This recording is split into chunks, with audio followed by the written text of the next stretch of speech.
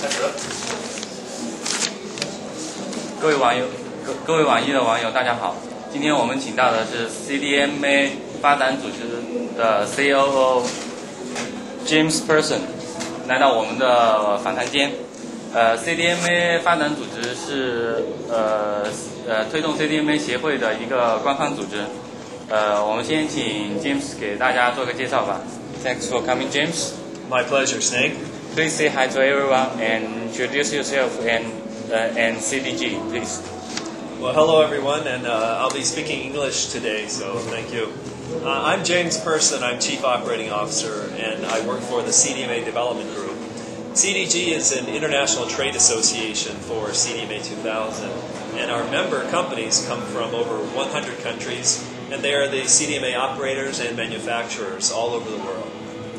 So first thing first, what exactly the kind of organization are you?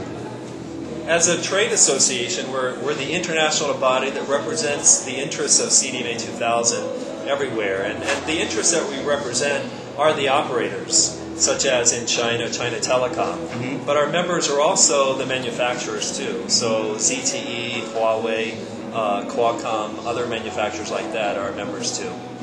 So what's your impression on this year's Expo Comm China? You know, I'm very impressed with Expo Comm. I've been coming to Expo Comm for a few years to attend both the exhibits as well as the conference, the high-level forum. And it's a big exhibition. All of our members are exhibiting. It's good to see that wireless telecom, mobile telecom is doing well in China. It's very cool. Can you talk about the global development of CDG?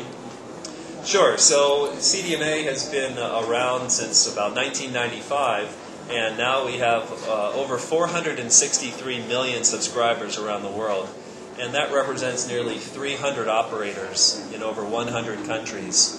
So CDMA continues to grow. Asia Pacific is always our largest area, and that's because of big markets like China and India, Indonesia, Vietnam. Those are the big markets here in Asia for CDMA. So how do you see the future of Chinese communication market? Well, the future is very bright. Of course, China has its own standard, TDS CDMA, and that's becoming commercial now.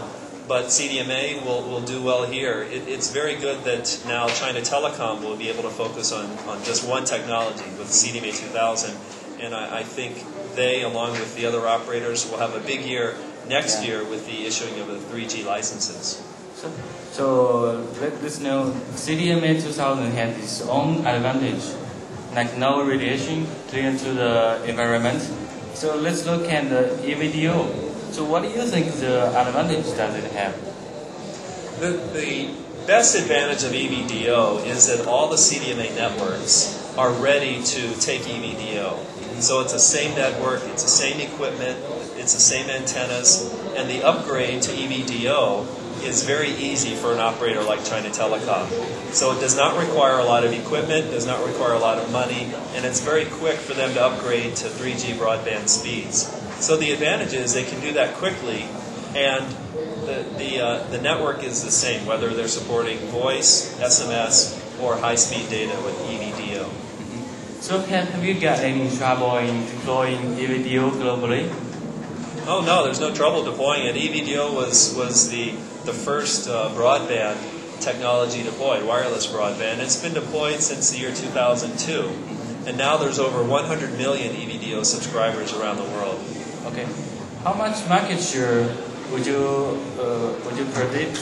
So could EVDO have when 3G is in China? Well, it's difficult to predict what the market share will be. CDMA has come later, and it's typically been a smaller numbers than other operators have been around with GSM for a long time. But in 3G, the opposite is true. I mentioned that we have 100 million EVDO subscribers now, and that compares with about 60 million HSPA subscribers. So currently, EVDO has a majority in the market share for broadband wireless. I think once China Telecom launches EVDO next year, they will very quickly deploy it around the country. So, China Telecom is deploying CDMA now, and the trade association. So, what's your suggestion to China Telecom to deploy EVDO and CDMA in the future? Well, China Telecom is an important member of CDG, so we're very glad to have them join us this year as they've done as they're deploying CDMA. Our recommendation for them has been a few things. One is we have a number of activities that we do at CDG that involve all the operators and the manufacturers. So China Telecom's already gotten involved in those activities to see the evolution of the technology, to see how it can roam internationally, to get more and more different types of devices. Our recommendation is true for all CDMA operators. It's important to figure out what market you're going after and to position the technology, position the service appropriately. And if they do that, they'll do quite well as other CDMA operators do around the world. So, CDMA 2000 delivered the highest ARUP in 2G times. So let's say when 3G is coming, would this advantage be continuing? Sure. One of the advantages, as we talked about with CDMA 2000, is that even just for voice and SMS, the 1x service of CDMA can provide data speeds of over 144 kilobits per second. And around the world, voice ARPU, as you call it, the voice revenue, is declining, but data revenue is picking up. And so it's because of that, whether it's on 1x or on EVDO, that ARPU is very high on CDMA. And I would expect that to continue here as it does in other markets. So what's your opinion on the financial crisis, its impact on IT industry, especially communication market? Well, I think it's too early to tell what the full impact will be. It's certainly affecting everyone in the world. It's not just in the U.S., it's not just in China. But from what I read, it's in Europe, it's in other countries and markets as well. The impact, I think, will be potentially to slow down some of the new capital investments. Fortunately for CDMA 2000, the capital investments are quite low because they're already ready for EVDO to be installed in them. Could Chinese telecom industry be slowed down to 3G by the financial crisis? Well, I don't think so. As I mentioned, the CDMA 2000 network that China Telecom has today is already ready for 3G. It's very simple for them to install it. The other 3G technologies, including TDS, CDMA, are already rolling out. So I think that the crisis happened a little too late to slow down the 3G launches in China. Finally, please give us your prediction on the telecom market 2009 globally in China.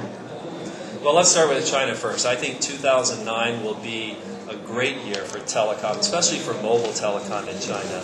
The issuing of 3G licenses is going to be a very important event here. And so we'll see CDMA 2000, we'll see HSPA, we'll see TDS CDMA.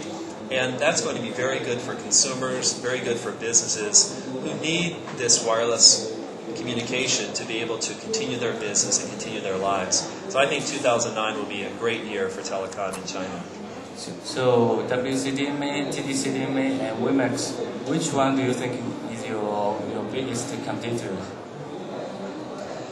Well, it's hard to say. That really depends on the market, right? In some cases, we're partners with those technologies. We have some CDMA operators who have chosen WiMAX to deploy a version of for their next generation networks. So in some cases, they're partners. We at CDG have an agreement with the TDS CDMA Forum, and so we partner with them if there's the need for dual mode devices. In many countries, I guess, WCDMA is often the biggest competitor, but WCDMA is another form of CDMA, so we're very happy for the competition. So thanks for joining us, James. My pleasure. Great to be here.